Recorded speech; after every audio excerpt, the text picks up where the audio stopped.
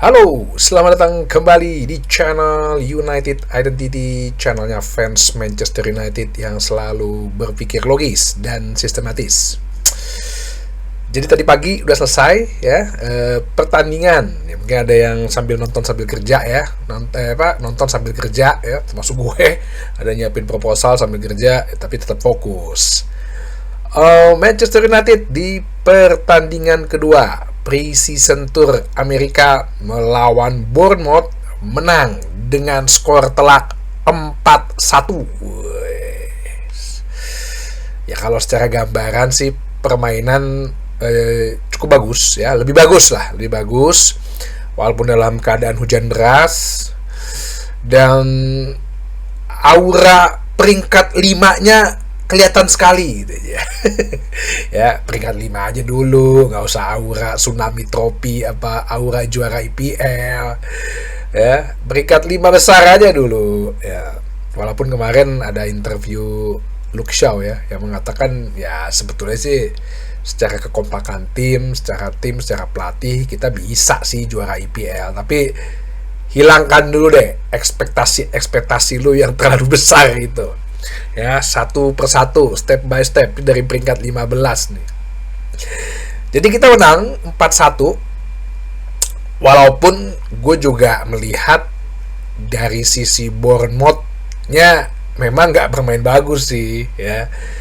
Kehilangan Husin, kehilangan Milos Kerkez ya. Kalau Kepa mungkin kiper sih mungkin hampir sama lah, ini Petrovic kipernya ya. Tapi daya gedornya agak berkurang ya. Terus di lini pertahanan juga mereka masih bingung. Jadi ya at least setidaknya dari sisi klub-klub yang papan bawah termasuk MU papan bawah ya, peringkat yang harusnya di bawah kita, West Ham kita bisa lewatin, Bournemouth kita bisa lewatin ya. Terlepas dari memang Bournemouth-nya juga nggak terlalu istimewa sih mainnya.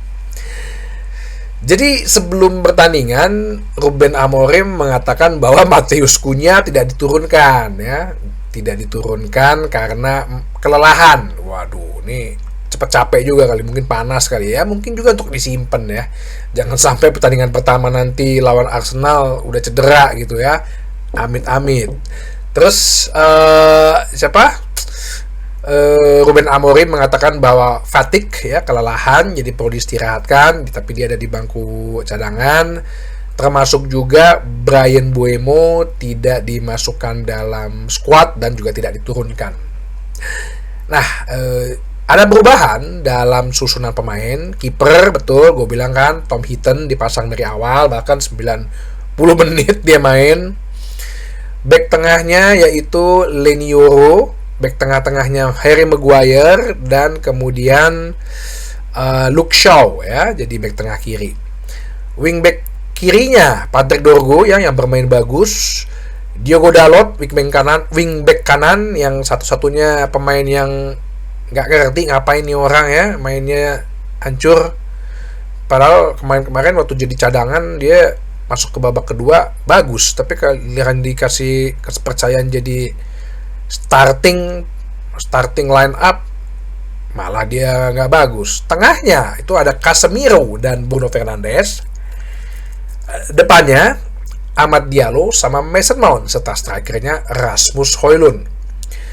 Di 10 menit pertama seperti yang gue bilang, kita kayaknya memang diinstruksikan untuk cepat mencetak gol ya.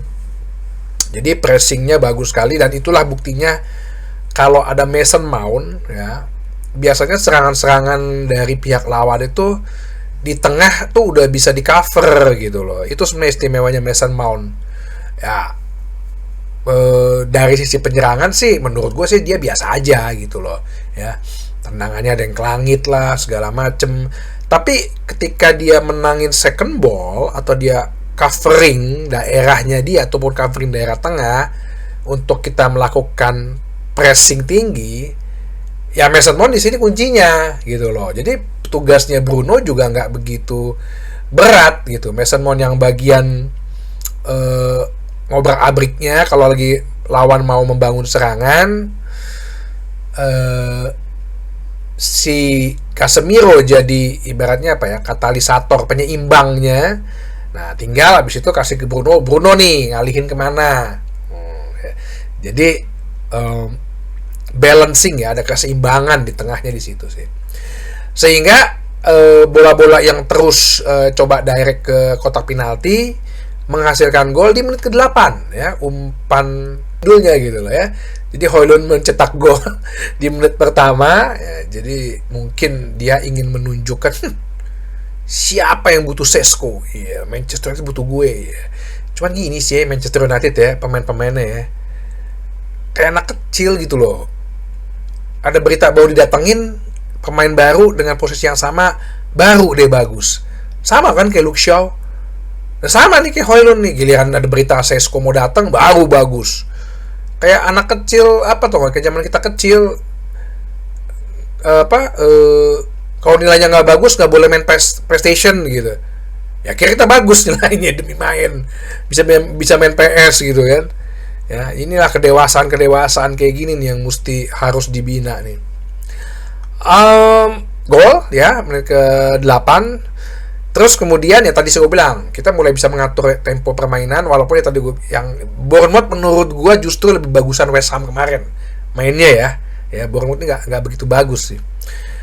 Di menit ke 25 ya, satu umpan terobosan cepat dari Mason Mount. Jadi Mason Mount dilanggar, pelanggaran, free kick. Mason Mount langsung mencongkel bola, memberikan kepada Patrick Dorgu yang lolos dari kawalan pemain Bournemouth, langsung menendang, bawa sedikit tendang ya, walaupun tendangannya mantul 2 kali sih, kena kakinya pemain Bournemouth, terus ditepis Petrovic masih mantul ke dalam ke belakang gitu. Jadi di babak kedua posisi 2-0 ya, menurut gua ini sih good sign yang bagus ya. Gue pengennya sih nambah 1 gol terus kita clean sheet gitu. Bisa nambah gol, sama strateginya juga di menit-menit awal 10-15 menit terakhir kita melakukan pressing tinggi, berharap supaya kita bisa mencetak gol. Akhirnya tercetak gol di menit ke-53 oleh Amad Diallo, sedikit kemelut di kotak penalti ya, tapi nggak apa-apa lah. Ya Amad kan menunjukkan bahwa lu jadi penyerang kanan bisa, jadi wingback kanan bisa gitu loh. Menjadi kedudukan 3-1. Nah, setelah itu ya permainan lebih stagnan lah ya. Bournemouth juga banyak menghasilkan kesempatan, tapi ya peluangnya disia-siakan, nendangnya segala macam aneh-aneh ke atas lah ya. Tom Heaton juga nggak dibilang bekerja keras juga sih di pertandingan ini. Akhirnya di menit ke-70 terjadi pergantian pemain pada posisi 3-0. Ada penambahan gol dari para pemain muda. Jadi para pemain muda ini masuk ya, Eden Haven, Mantato, Frederiksen, Mainu, Toby Collier, Williams, Chido Obi, Diego Leon, serta strikernya si Wetley ya. Chido Obi. Nah, Diego Leon menyisir di sisi kiri, walaupun dia kepleset, tapi bolanya ke Williams, ditendang sehingga kedudukan 4-0. Ya, gue berharap bisa clean sheet sih. Tapi karena mungkin pemain-pemain muda ini yang didatangi, yang dipasang, kita akhirnya sempat kebobolan, tapi dengan gol bunuh diri dari Matthijs de Ligt. Jadi kedudukan akhirnya 4-1.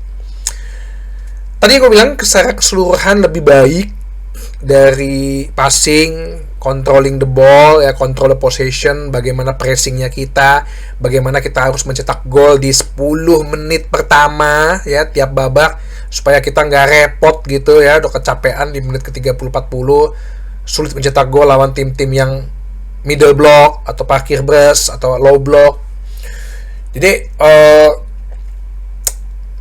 jangan sampai tim itu bisa megang bola, itu intinya di 10 menit pertama. Tapi setelah itu sih kita coba atur tempo sih, mengatur tempo permainan. Ya di luar tadi yang gue bilang bahwa Bournemouth nggak bermain bagus juga sih sebenarnya. Ya gue yakin nih kayaknya Bournemouth agak turun sih setelah kehilangan banyak pemain. Jadi ke skor 4-1 ini menambah kepercayaan lah ya setidaknya.